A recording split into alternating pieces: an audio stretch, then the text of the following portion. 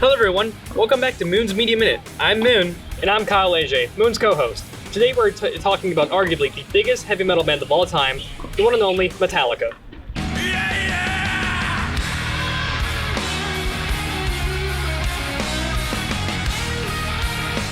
That's right, metalheads.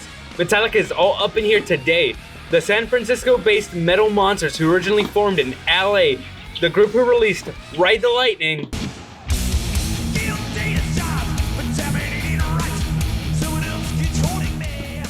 Master of Puppets,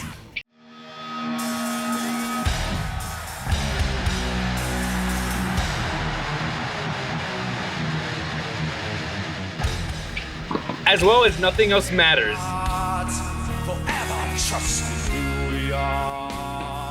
Also, the band's music is played when NHS football storms the field.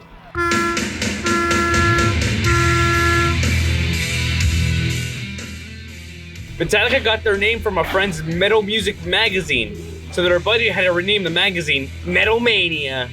The band was formed by James Hetfield and Lars Ulrich in 1981. Hey Moon, is the lineup still the same as in 81? No, Dave Mustaine was an original member, but was fired.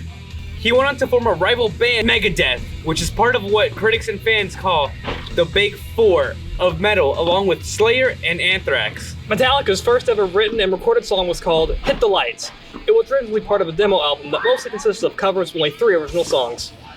Metallica then released an album of original songs in the summer of 1983 called Kill 'Em All. Interestingly, the band drove to New York in a stolen U-Haul to record that album. That's so rock and roll. The band was considered thrash at the time by many critics, a label that Lars rejected for several years, but by the early 2000s, didn't care much about anymore.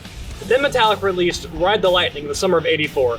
The album was given many positive reviews by critics and was said to be a better album than their predecessor. Ride the Lightning helped make people remember the name Metallica. While Metallica was certainly popular, they still weren't in the big leagues of rock. But then in spring of 86, they released an album, an even bigger album that many think of when they hear the name Metallica, Master of Puppets.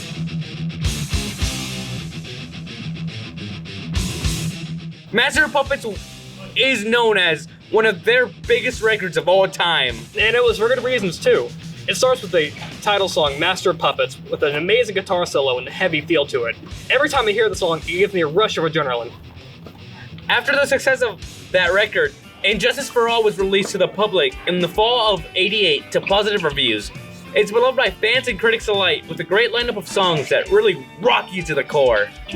Selling nearly 60 million copies since its release, it is Metallica's second best-selling album. While this album was very popular, there was one album released in the fall of '91 that really put Metallica ahead of the competition. It was simply named Metallica, and nicknamed the Black Album because of its cover by most fans, and it exploded into popularity. It sold 600,000 units in the first week it launched a single, Enter Sandman.